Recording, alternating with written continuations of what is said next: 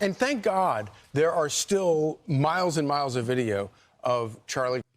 Ain't no way they revived him. Yeah, they did. He actually, yeah, Tim Pool was right. He did recover, turns out. I mean, this in and of itself is the same principle behind, like, even a threat of unionization causes the capital owners and the bosses to increase wages. Let's move on. Meanwhile, if you talk about the nuts and bolts here in America. Kirk sends a warning on Mamdani. Oh no. At a time when there is so much Kirkification running wild on the internet, these guys are still bringing up Charlie Kirk as a way to criticize Zohran Mamdani. Uh-oh. Everyone says it's affordability. When you talk about elections, when you talk about things that matter, it's affordability. Not the Epstein files, not all this other stuff on the side. It's affordability. And one thing that the president has in common with the mayor-elect of New York is they both are talking about affordability, and that's their focus. Where they differ is how to make things affordable. One is tax the rich, the other is grow the economy. But I was just amazed how well they got along. In case you missed it, watch. We talked about some things in very strong common, like housing and getting housing built, and food and prices, and the price of oil is coming way down. Anything I do is going to be good for New York. If I can get prices down, it's good for New York. And we got them down, way down from last year. We have, as you know, I've been saying to a lot of people, Walmart said that Thanksgiving this year is exactly 25% less than last year. So that's good for New York, good for everybody. And when we spoke to those voters who voted for President Trump, we heard them speak about cost of living. We focused on that same cost of living, and that's where I am really looking forward. I'm tearing up. I'm sorry. I'm tearing up. I'm tearing up. I'm tearing up. The president on the affordability agenda. They're clearly concerned about the same issue, of course. Fuck it. This is what we really need to see.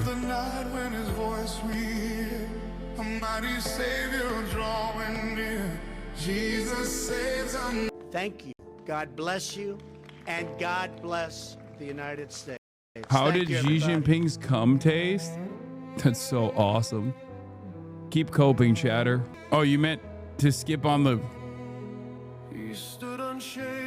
Okay, hold on. A voice in the storm, a man of conviction, a heart reborn. He spoke the truth when the cost was high. He lived for Jesus, unafraid to die. We are Charlie Kirk. We carry the flame. We fight for the gospel. We'll honor his name. We are Charlie Kirk. His courage our own. Together unbroken, we'll make heaven known. What? Oh God, that was not looking like. Gray names think this is real. Literally burn in hell, Hasan. Haha.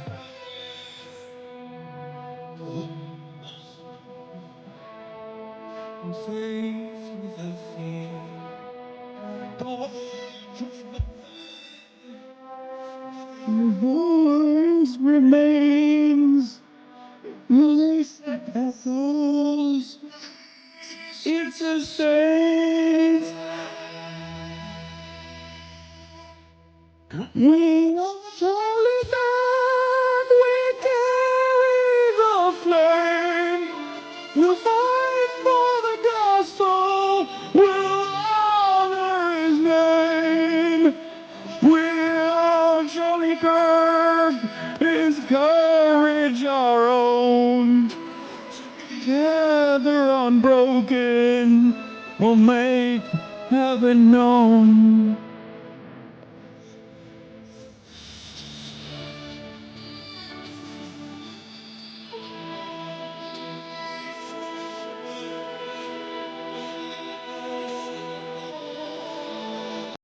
All right, anyway.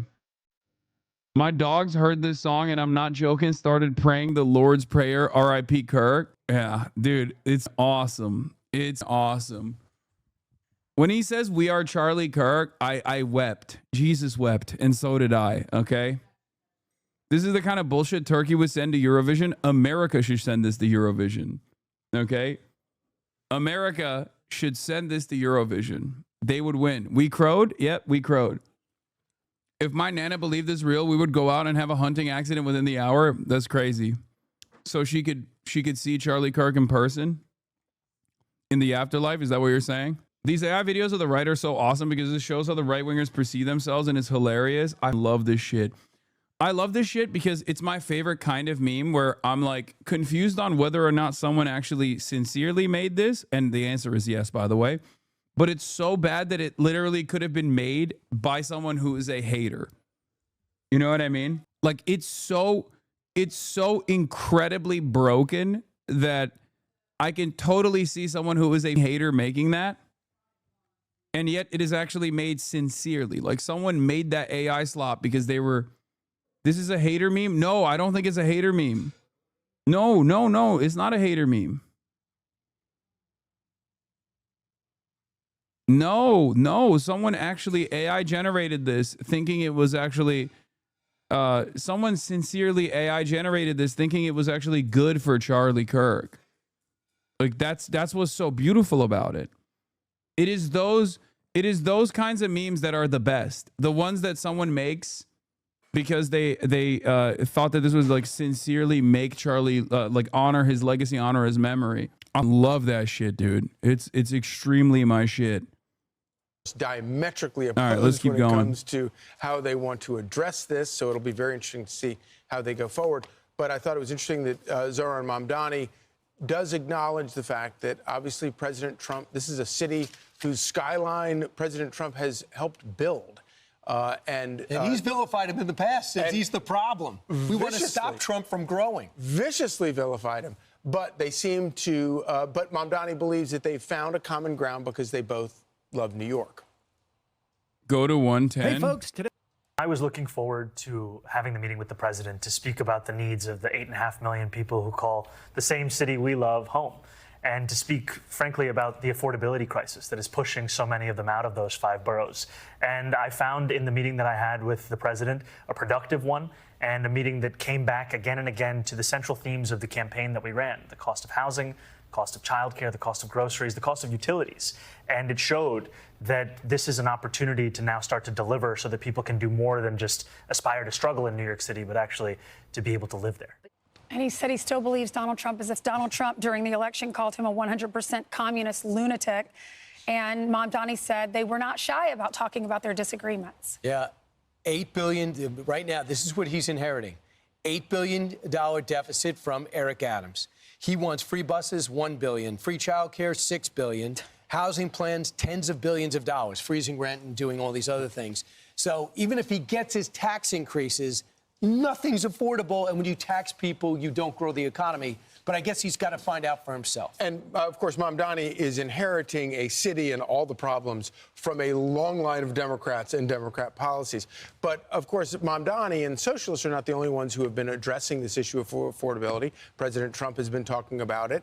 And, of course, the late Charlie Kirk was one of the most visible and eloquent people talking about this issue and talking about the importance of getting younger people purchased into the economy so that they start to value the importance of not only America, but also free markets. This is what he said on Fox and Friends back in July. How do we get more young people under the age of 35 to have equity in the system? Yes. Not the Democrat version of equity where they want to have redistribution, but actually, are they paying a mortgage? Do they own stuff? Or are they...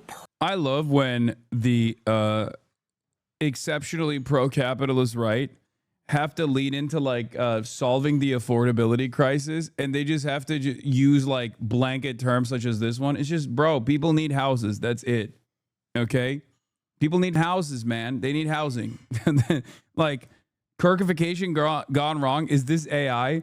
I love that so many of you have not seen Charlie Kirk's face in real time in such a long time that you just assume this is a Kirkified moment of someone else with Charlie Kirk's face slapped on it. It is crazy. It is crazy that that is the case, okay?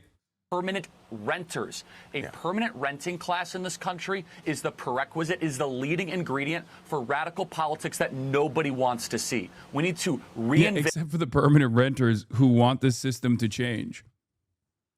Kirkpatrick Shakur, okay, chill. The ownership economy. And then all of a sudden, when you own stuff, you're less likely to burn down a Wendy's and vote for candidates like Zohran Mamdani. And thank God there are still miles and miles of video of Charlie. Ain't no way they revived him. Yeah, they did. He actually, yeah, Tim Pool was right. He did recover, turns out. I mean, this in and of itself is the same principle behind, like, even a threat of unionization causes the capital owners and the bosses to increase wages. This is basically that. The threat of a Zohran Mamdani victory is already causing Fox News to reflect on a non-Kirkified Charlie Kirk and his past statements about how if you don't want the people to riot, you got to give them shit. You know? Hello. Do you still stream on Bilibili, or was that just in China? I haven't decided how I'm going to continue streaming on Bilibili. I would probably do a dual cast eventually, but we'll figure it out. I have... Hello. Oh, yeah, you are Charlie Kirk. We are all Charlie Kirk, including Kaya. She's carrying the flame. Okay, do you sing the gospel? Do you sing the gospel, Kaya? Well, look who's Chinese now. My book Extremely Online is now available in Chinese. Oh, hell yeah. It's the Chinese century, baby. Vibe shift. Trump, New York City, Mamdani's vow to work on affordability. It is a vibe shift. Also, this is pretty funny as well. Literally burn in hell, Hasan. That's awesome. I love that this photo actually confused a lot of people. They genuinely, from afar, thought that this was like me actually meeting Xi Jinping. Like, I saw a bunch of people posting about this on Instagram. Yeah, of course it's a wax figurine, dude. What are you talking about? It was a Madame Tussauds. No, I didn't actually link up with the president. That's crazy that people genuinely think that. You also met Elvis, right? Yeah, I met Mao Zedong and also Deng Xiaoping as well. I will say my head looks so tiny in this. I mean, it's crazy. Even what people think Access is like. Dude, it's also fun. Crazy because there are a bunch of people who like legitimately thought, even friends I talked to, thought that like this was a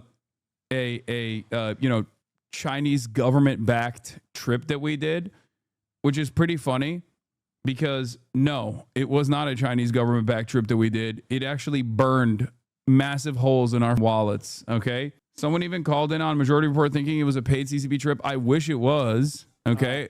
Next time, inshallah, it will be a CCP paid trip, hopefully.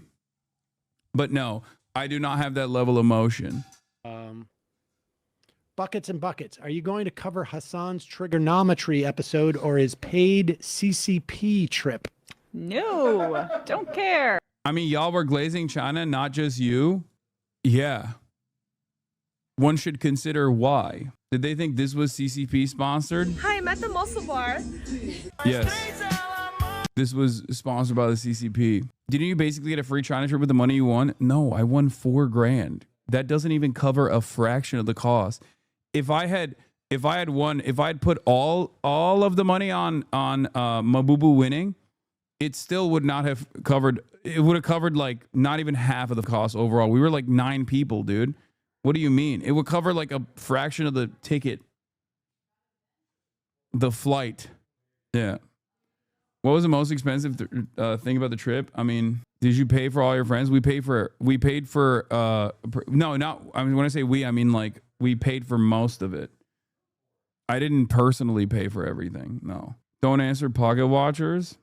Thanks. I may check it. I'm curious to see some video from China. Yeah, I'm trying to talk to him about the China trip. I would love to go on a trip like that. But the trigonometry thing, I was not aware that. I was. Yeah, fear and fun, baby. Hasan doesn't understand the poor. Exactly. Anyway, take Unc Haas. Yeah, on my paid trip, on my paid CCP sponsored trip, I'll be taking Unc with me.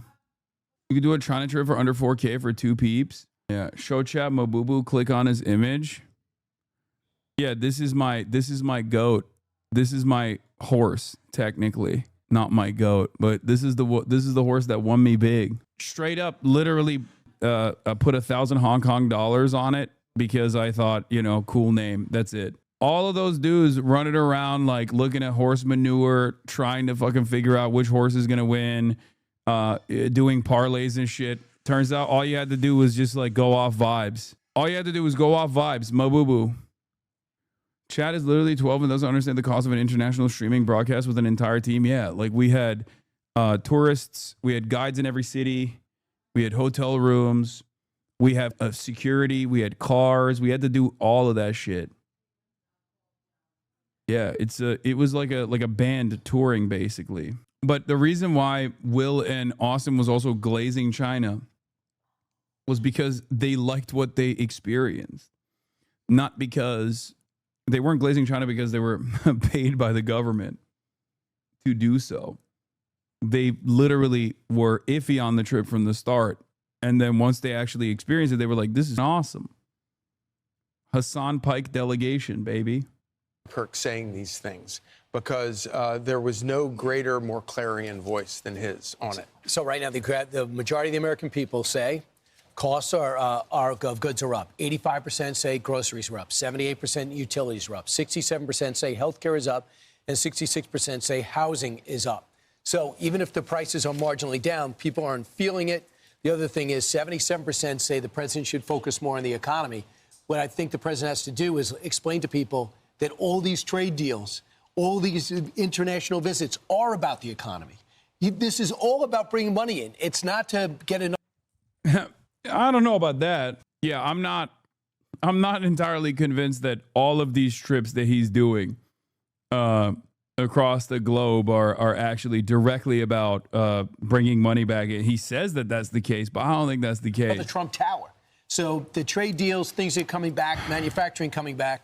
And I think what the Secretary of Treasury was saying over the weekend is get ready for a big 2026. Because the minute you sign the deal, it doesn't mean you start building the factories. And I think so. A lot of these energy factories with these AI companies are really going to start going in soon.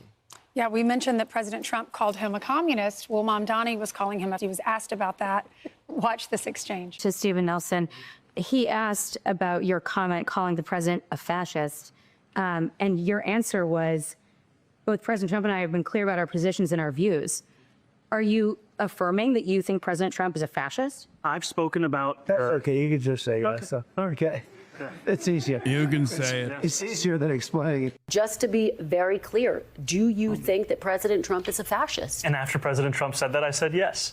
And so you do. And that's something that I've said in the past. I say it today. And I think what I appreciated about the conversation that I had with the president was that we were not shy about the places of disagreement about the politics that has brought us to this moment. And we also wanted to focus on what it could look like to deliver on a shared analysis of an affordability crisis for New Yorkers. He didn't say yes, that Trump's a fascist. But it would have been interesting if Donald Trump gave him a chance to answer that question. He was trying to save him there for a second. Yeah.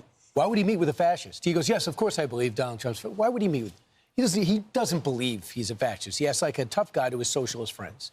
But we'll see, because the president, you know what he did yesterday? Said, I'm going to hold off on putting in ICE, additional ICE, Border Patrol, and FBI into New York City, like he did in San Francisco. He's like, show me you can round people up. Problem is, he loves the sanctuary city policy. He doesn't want to round up anyone, and he's not going to give ICE access to Rikers. Soon that's going to become apparent, and the president's going to have to make several things. They do both love the city, like you said, Charlie. And I think that if they can work together and maybe come to some common ground, maybe Donald Trump can use some of his policies to help sway Mamdani. But this is what Donald Trump likes to do. He likes to meet with the people that he doesn't necessarily agree with to try to come to some common ground. I did like that he said, just don't lie. Just go ahead and call me what you're going to call me. Say, if that's what you think about me, just say it. You can say it. I've been called worse than a despot. Yeah. Right. But the only thing I think the president's big picture is, I'm going to elevate the socialist wing of this party. I'm going to tell them how great they are. You know what the cause is? People like Hakeem Jeffries, Senator Schumer, Senator Gillibrand go, wait a second. We're trying to control that wing of the party. The president just elevated it and said, hey, you two fight it out. I'll watch. So I think it helps him in the midterms. And you know who's not? I'm Steve Doocy. I'm Brian Kilmeade. And I'm Ainsley Earhart. And click here to subscribe to the Fox News YouTube page to catch our hottest interviews and most compelling analysis.